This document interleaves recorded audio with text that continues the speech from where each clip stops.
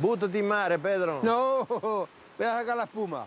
Eh? Voy a sacar la espuma. Ahora viene, ahora Vai, viene. vai, vai. Sin batteria. Guarda che bello qua. Sí, bonito, una maravilla. Eh? Una maravilla. Está bien. Es tierra volcánica, ¿eh? Esta isla es volcánica. Dai, andiamo. Ze hebben geprobeerd om zijn herinnering uit te wissen. Maar er is één man die een belangrijke rol daarin gespeeld heeft. Dat is zijn onderbevelhebber. Je weet hoe die heet?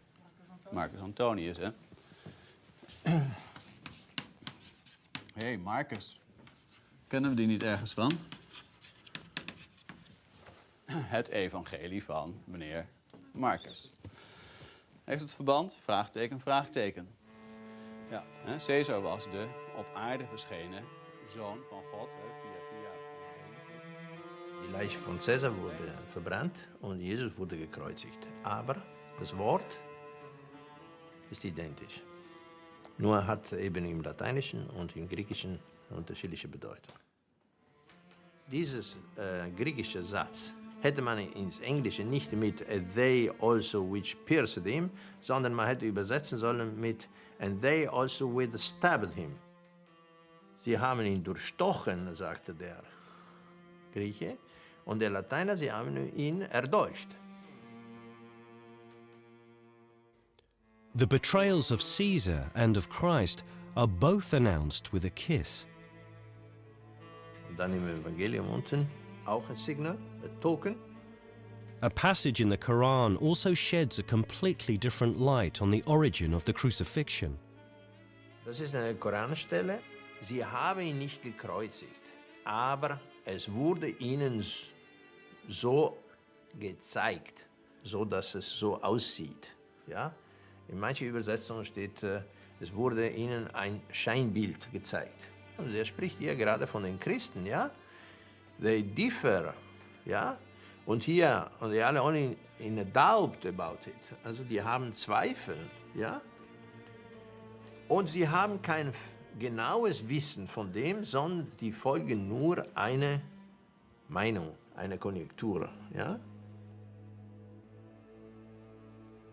The history of Caesar's passion can not only be detected in ancient scriptures, we find it in very old rituals too.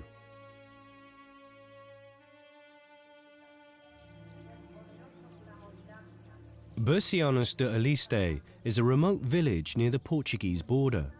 Here, an ancient passion ritual has been preserved as part of the Holy Week, the Semana Santa. But this ritual does not follow the chronology specified in the Gospels, but that of the Roman sources. Christ dies on Good Friday, but in this ritual, he is already dead on Thursday. And on the Thursday, women weep at his body. The host, the symbol of the true Corpus Christi, is also distributed on Thursday.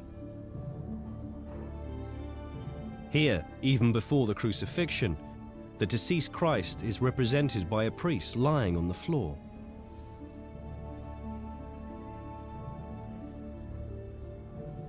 This differing sequence fits entirely with Julius Caesar. He is murdered on the 15th, and on the third day, his effigy in the form of a wax figure is erected.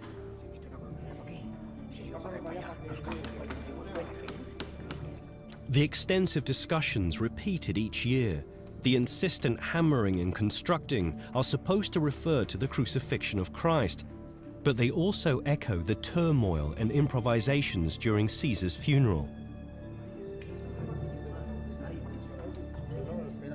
The figure of Christ lies in the small temple, is affixed to the cross, and is then displayed outdoors. Caesar's body lay in a small temple too, and his effigy was also fastened to a cross-shaped tropium for everyone to see. With laborious practical diligence, the cross, bearing the likeness of Christ, is erected on the square, so that all residents can see it. as with Julius Caesar.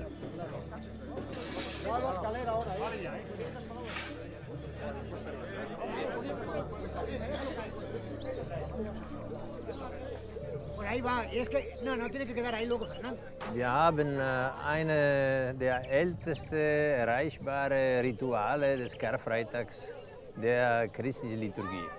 Und zwar so, wie das Volk es macht, seit weiß man nicht wie lange, weil hier ein isoliertes Dorf ist, das zu Santiago de Compostela gehörte, zur Diözese von Santiago de Compostela, sehr weit entfernt und daher wenig erreichbar.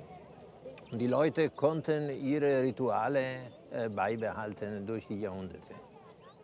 En el nombre del Padre, del Hijo y del Espíritu Santo, que Jesús Nazareno, Rey del universo, muerto por nuestros pecados, resucitado para nuestra glorificación, esté siempre con todos vosotros. El misterio que celebramos es una cruz dolorosa y sangrante, pero a la vez victoriosa y resplandeciente. La cuarta su Padre amado, le dirigió su afecto frío, viéndose tan angustiado, dijo al eterno Dios mío, ¿por qué me has desamparado? Wie alt dieses Ritual ist, weiß man nicht. Auf jeden Fall kann man Oblaten bekommen. Die sehen so aus wie die Liber, die die Römer zu den Liberalien. Liberalia, bitte. Die alte Frauen den Leuten servierten. Brot und Honig, das Fest der Liberalia, der Ceres. Liber und Libera. Die Schrift und die Tradition sind zwei Säulen, ja, desselben. Das heißt, wir haben die Heilige Schrift und die Heilige Tradition. Die Schrift, wir wissen, die Evangelien sind geschrieben worden zwischen 70 und 100 des ersten Jahrhunderts. Aber die Tradition, wir wissen nicht, ob sie nicht älter ist. Professor Rodriguez Pascual studies Christian rituals. He is interested in this new explanation of the Christian origins. Existió también culto a ese Dios único, a Júpiter concretamente primero y después a Julius. Pues es posible, es posible. Yo creo que esa es la labor vuestra de los investigadores. Por eso yo pienso que como hipótesis de trabajo es muy importante.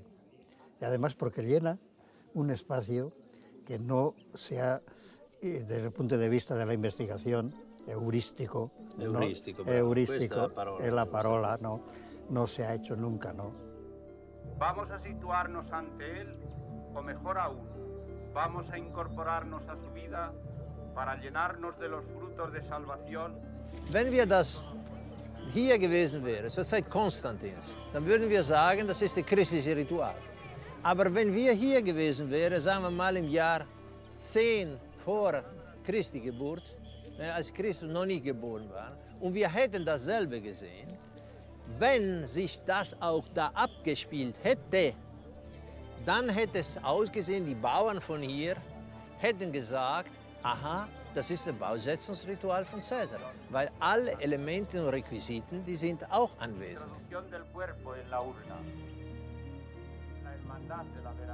Da wurde ein Ciborium gemacht in Form von einem Tempelchen. Da war eine Figur drin. Zur Zeit Caesars war es eine Wachsfigur. Hier ist mehr Holz als Wachs, aber auf jeden Fall eine Figur. Diese Figur wurde an ein Tropäum gehängt. Für Caesar wurde es dem Volk gezeigt, um dem Volk zu zeigen, wie die Mörder ihn zugerichtet haben. So, das heißt, von diesen Ritualen wird uns gesagt, das ist uralt und wir wissen nicht, wann angefangen hat. Hat es angefangen zur Zeit Konstantins oder vielleicht ein bisschen früher, dann würden wir sagen, es ist christlich.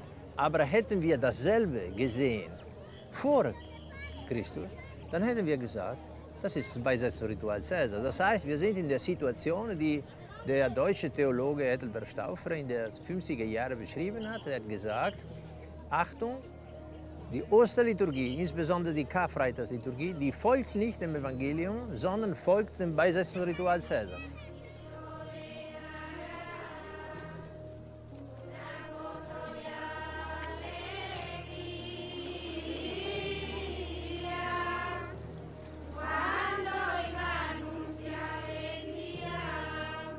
Diese Feier ist eines der wesentlichsten Ereignisse der neutestamentlichen Zeitgeschichte.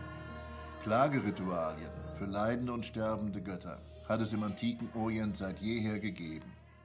Hier aber sind jene Passionsgedanken verknüpft mit dem gewaltsamen Tod eines Menschen von Fleisch und Blut. Und dieser Mensch ist der kühnste Politiker, den die Antike hervorgebracht hat. Hier wird das politische Evangelium von der Clementia Caesaris zur Passionsklage. Diese Passionsklage aber wird zur Anklage und zur Gerichtsbotschaft. Nicht genug. Hier sind, 75 Jahre vor dem Tode Jesu, gewisse Motive vorweggenommen, die später eine große Geschichte haben in der Karfreitagsliturgie der römischen Messe.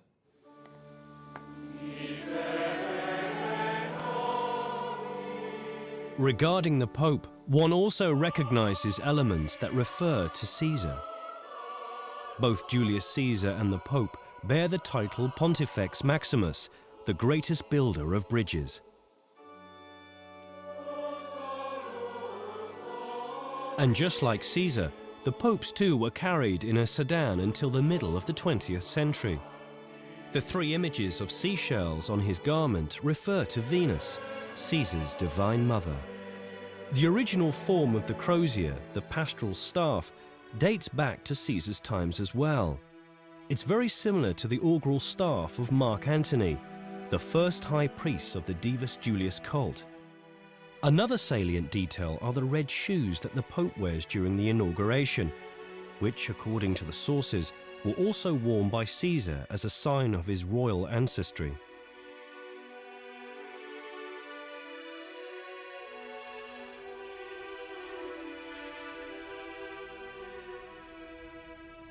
And the memory of a wounded body is symbolized on the Pope's pallium, a central part of his garment, by dagger-like pins, the so-called nails of Christ.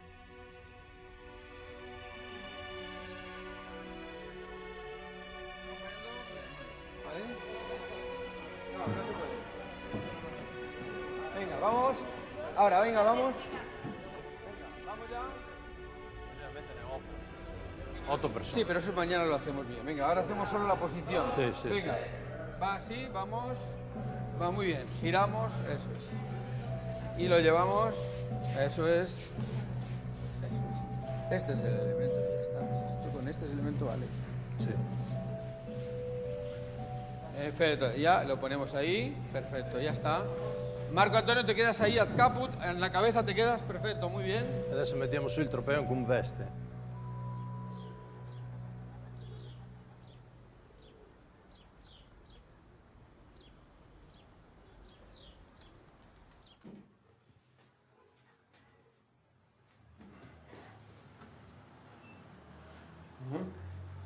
Devolvemos ya, ¿no? Sí, sí, lo volvemos como fue. Bien. Hay mucho impacto con el cuerpo de Jesús, la cabeza de Julio César. Mucha polémica. Polémica. Hablando, pues comentarios, ¿cómo se dice? Diálogo, curiosidad por saber por qué es esto. Sí, sí. No hay peligro que viene uno que te lo quema. No, de momento no. ¿Y qué te preguntan cuando...? Hombre, en primer momento, según nos explicaba la idea y la palabra de que Jesús es Julio César, pues es muy fuerte. O sea, no entendíamos cómo es posible que fuera así. Si nos han explicado toda la vida que Jesucristo era lo que nos han explicado. The Caesar reconstruction was initially meant to take place on a remote hill, but the danger of a forest fire has eliminated any such plans. The alternative proposal to stage the reconstruction during the Holy Week on the village square has encountered resistance from the villagers. Garcia Gonzalez will have to postpone the performance. Der Zeitpunkt ist ungünstig, weil es Ostern ist. Und dann haben sie ihr traditionelles Fest. Und insofern wird das alles so ein bisschen als Fremdkörper wahrgenommen. Aber das war jetzt eine gute Entscheidung, das nichts zu machen außerhalb, weil das hätte zu Problemen geführt. Das ist durchaus verständlich. Por tanto, es necesario que haya resistencias. Es necesario que haya resistencias y que alguna gente se ponga muy nerviosa y diga, no puede ser, estos nos quieren quitar la fe. No, no te quieren quitar la fe. Lo que quieren es que abras los ojos y veas que la fe es más grande y más amplia. Y es de muchas más personas de las que tú te imaginabas. ¿Qué os parece? Muy bonito. ¿Eh? Mucho trabajo. ¿Tú misma la habías visto o no? No. ¿Quién os parece que es? Es Julio César, ¿no? ¿Me han dicho? Sí. Julio César. Sí, a que a mí no me cuadraba, no. ¿El qué no te cuadraba, No. La cara, Sí, la cabeza. Venga, Hasta luego. Hasta luego.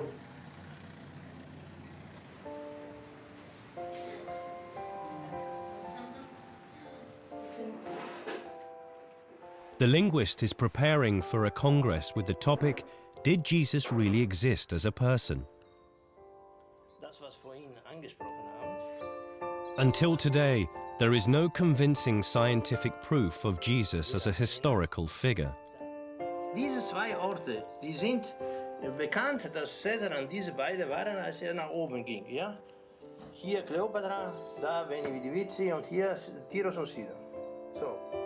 According to the linguist, the stories of Caesar were relocated together with his veterans who had fought for him in Gaul and had founded colonies in ancient Palestine. Ravenna, Navera, verkehrt rum, silbenmäßig geschrieben, und Navera, Nazera, alter Name, Nazareth ist später rausgeworden. Und was macht dann? Der geht hier runter, über Ariminum, Ancona, und so, und geht nach Corfinium. Hier ist ja Corfinium. So. The Roman sources mention Caesar's visit to Tyre and Sidon.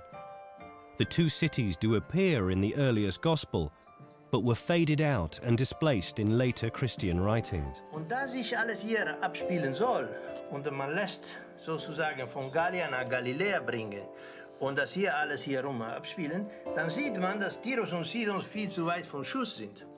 Und da man Jesus sowieso immer zu Fuß gehen lässt oder über den See hier höchstens. Und wenn man beim Übergang von Markus zu Matthäus und Lukas und sowieso Johannes erst recht, weil das ist eine andere Tradition. Und dann hat man Tirus und Sidon einfach abgeschafft.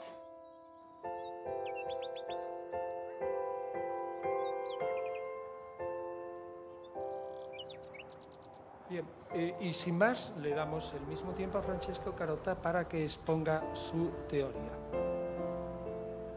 Agradezco muchísimo al profesor Piñero que me das la oportunidad de hablar aquí. Mi ponencia es completamente diferente, es el Evangelio. ¿Quién ha dicho esta frase? No penséis que he venido a traer paz a la tierra, no he venido a traer paz sino espada. ¿Quién ha dicho eso? ¿César o Jesús?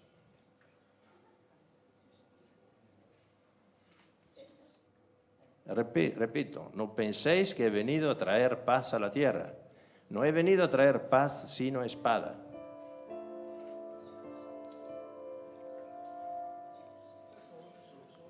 Ah, Jesús. Bien. En Mateo 10:34.